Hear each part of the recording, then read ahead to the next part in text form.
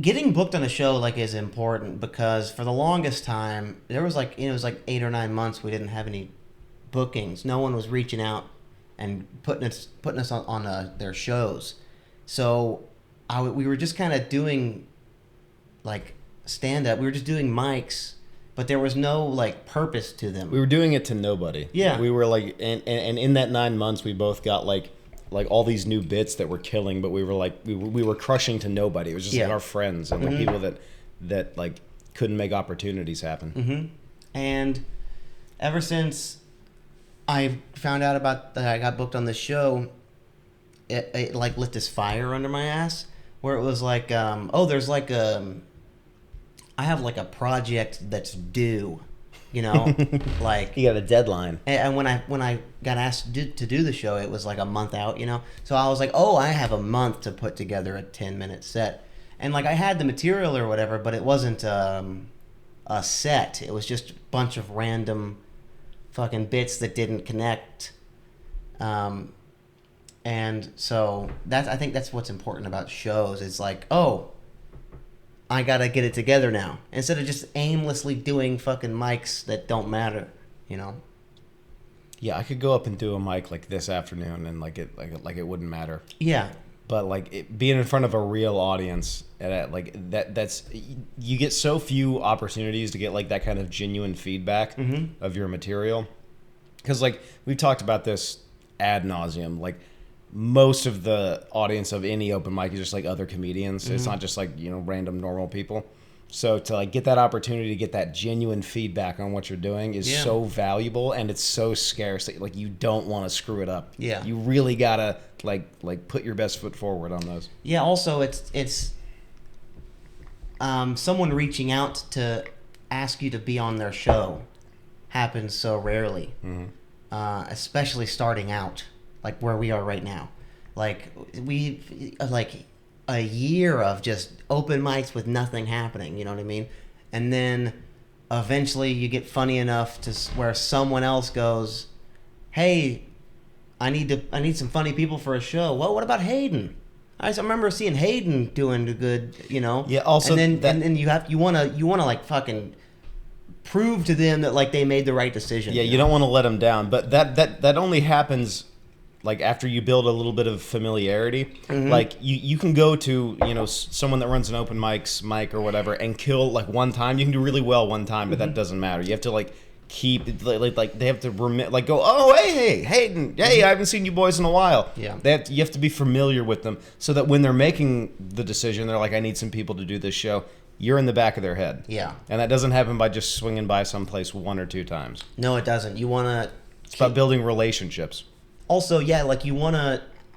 That took a lot for them to reach out and trust you with 10 minutes, you know, or however many minutes they want you to do, and you want to not let them down because you just want to do it good every time, so that way when they think about you, they're like, "Oh, that guy, like, reliable." Reliable. That's He's what dependable. I want to. That's what I want to be known as. And like that's what I do at every job I have. I'm just like, my boss never thinks about me because I'm just reliable, consistent, always on time, do my job, get out, never a problem, and that's how I want to be at mics, you know, or at shows. They need, you know, someone drops out last minute. They're like, "Oh, we just need someone." You know who's always fucking great on time? Hayden.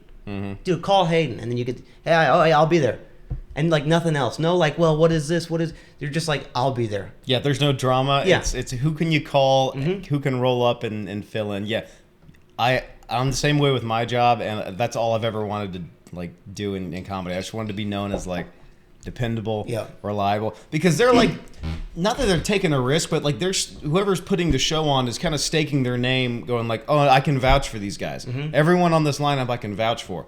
And so if you go up and fucking just eat shit, it looks bad not only on you but like on them, because they stuck their neck out for you and gave you that opportunity. Yeah, and then they'll never put you on a show again. So, and also they talk to other people that run shows, and they're like, "Hey, I was thinking about this guy," and they're like, "Dude, one time he did a show with my fucking bombed," and then it's just like it spreads, and then it's over. You really like the consequences of bombing at something like even like an open mic show or whatever, they spread out. So you really just have to put everything into just doing your absolute best. Yeah.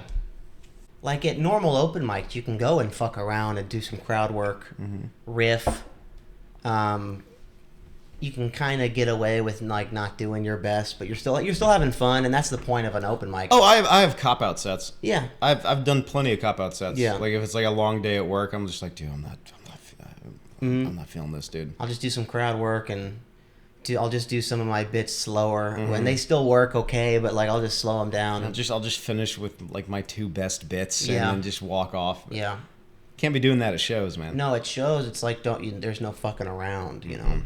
I'd say that shows that people book you on, those are even more important than like getting up at the comedy club mics, like the open mics Yeah, there. because that's just random. You don't get picked to do potluck. You don't get picked to go up at the the improv open mic.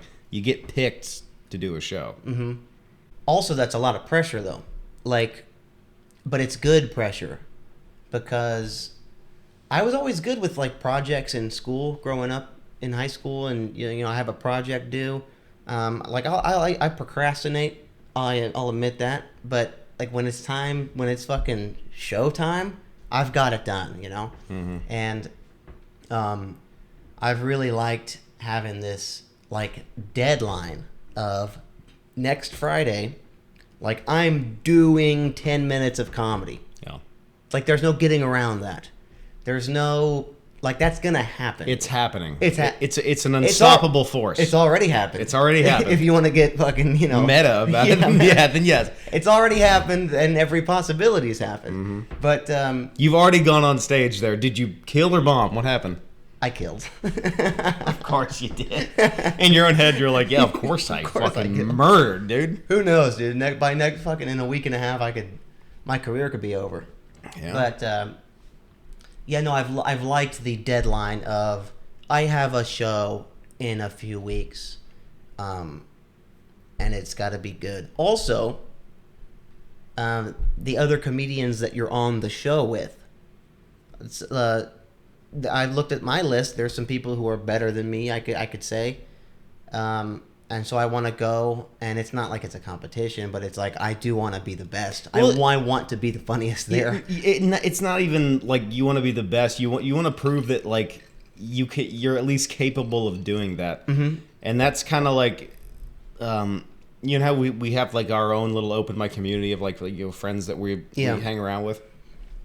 There's been nothing worse, I thought, than to like be going around those circles and hanging out with all these like genuinely hilarious people, and then like yourself not being one of them. So like every time you go up there, it's you want to prove you're like, I deserve a spot in this circle. Like we're all funny. I'm part of that too because look what I can do. Yeah. You want to prove that you're like in the in group. I'm just like you guys. Yeah, I'm funny like you guys. Yeah, and dude, there's plenty of people that we're friends with that are like a million miles ahead of us, way funnier. But it's like at the very least, like we can do this. I feel like that earned. I feel like our spot there is kind of earned. Yeah. And nothing would be more soul crushing than that being the other way around. I know. If like we were friends with all the same people, and then every time we didn't have like anything. I know. Like nothing. I know.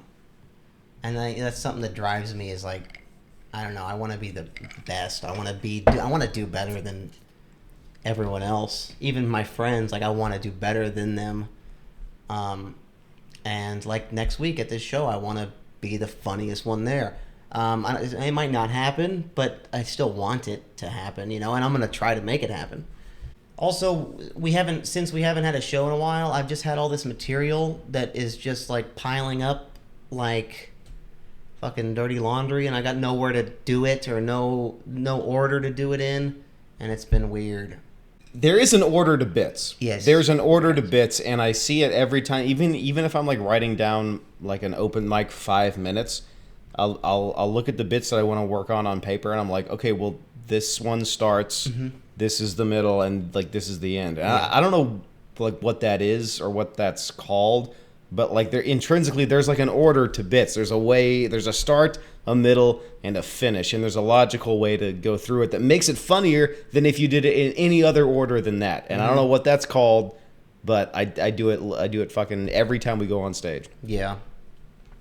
It's also how fun is it to like you come up with a new bit and then maybe it ends like the bit will end about being at the car wash or whatever. You have a joke about going to the car wash. And then you remember that you have a joke about like cars.